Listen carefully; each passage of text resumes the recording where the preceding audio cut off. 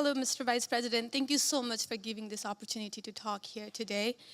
I did not agree with many of the things that you said right ahead of this, but I don't think that's my point to discuss here. What I want to ask is, okay. You are married to a woman who is not Christian. In her Wikipedia, I just looked it up. I wanted to know what her faith was. I didn't know this before. But she still calls herself Hindu. You are raising three kids in interracial, cultural, racial, religious household. How are you maintaining or how are you teaching your kids not to keep your religion ahead of their mother's religion? Or how are you teaching them that your kind, they're that kind who got here just few years or few decades ago is different or is better than your mom's kind who got here just a generation before? How are you balancing that? And when you talk about too many immigrants here, when did you guys decide that number? Why did you sell us a dream? You made us spend our youth, our wealth in this country and gave us a dream. You don't owe us anything. We have worked hard for it. Then how can you as a vice president stand there and say that we have too many of them now and we are going to take them out to people who are here rightfully so by paying the money that you guys asked us? You gave us the path, and now how can you stop it and tell us we don't belong here anymore? And one more thing, one more thing. Sure. Do you have to There's be... a lot there. I don't know if I'm going to remember all this, but I will try. I'm sorry. I had to say all of this, and please take it with due... I'm saying all of this with due respect. Go ahead. Please. I have no intention of causing a scene here or anything, but... We're not close to causing a scene, don't worry. But we talked about Christianity, all of this. I'm not even Christian, and I'm here standing to so support. Why are we making Christianity one of the major things that you have to have in common to be one of you guys, to show that I love America just as much as you do? Why is that still a question? Why do I have to be a Christian?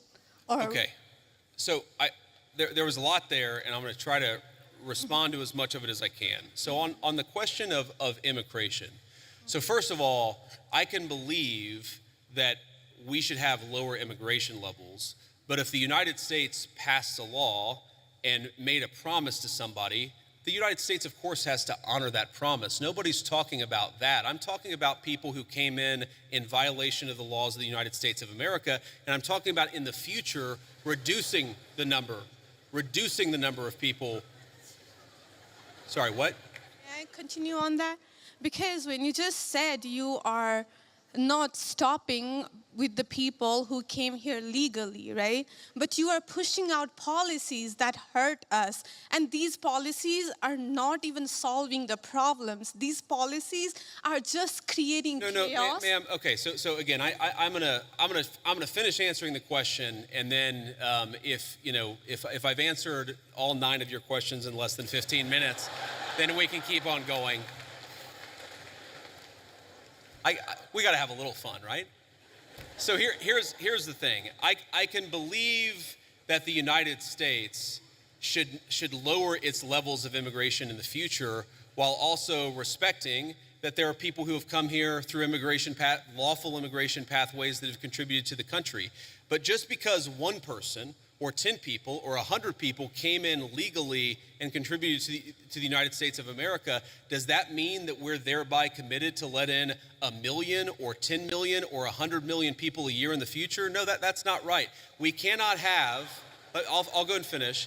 We cannot have an immigration policy where what was good for the country 50 or 60 years ago binds the country inevitably for the future. There's too many people who want to come to the United States of America, and my job as vice president is not to look out for the interests of the whole world, it's to look out for the people of the United States.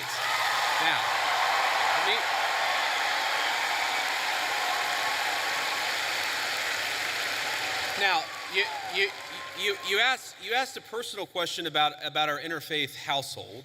And yes, my wife did not grow up Christian. I think it's fair to say that she grew up in a Hindu family, but not a particularly religious family in either direction. In fact, when I met my wife, we were both, I would consider myself an agnostic or an atheist, and that's what I think she would have considered herself as well. You know, everybody has to come to their own arrangement here. The way that we've come to our arrangement is she's my best friend. We talk to each other about this stuff. So we decided to raise our kids Christian. Our two oldest kids who go to school, they go to a Christian school. Our 8-year-old did his first communion about a year ago. That's the way that we have come to our arrangement. But, thank you. My 8-year-old was also very proud of his first communion. Thank you, guys. I'll tell him that Ole Miss wishes him the best.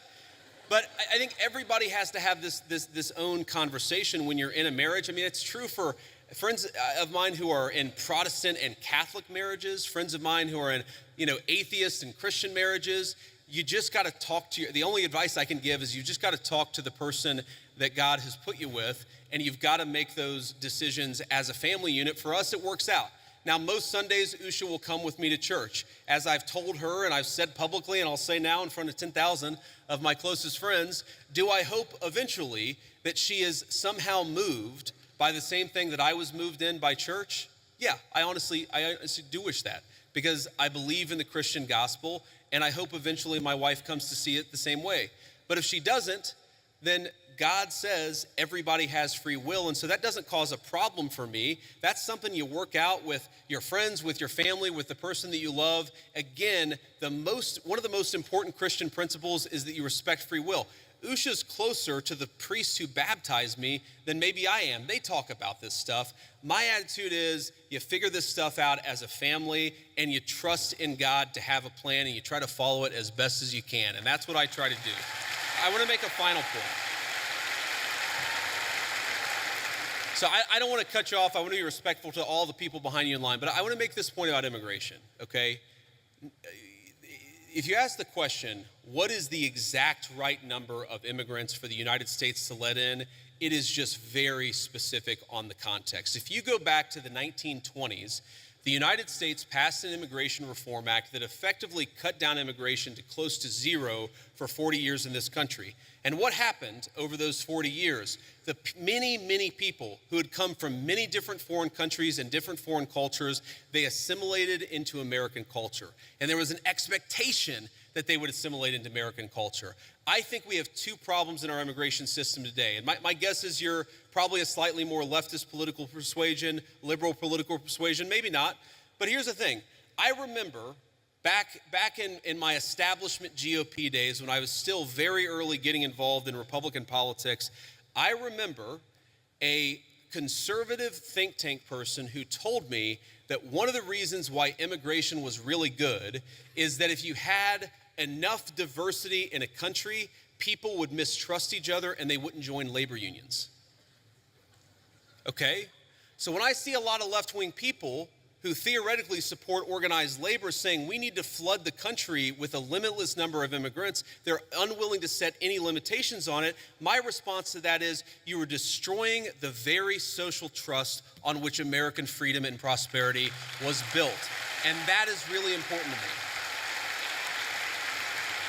So the honest answer to your question, what is the exact number of immigrants America should accept in the future? Right now, the answer is far less than we've been accepting. We have got to become a common community again, and you can't do that when you have such high numbers of immigration, which is one of the reasons why we have the immigration policy we do. Thank you.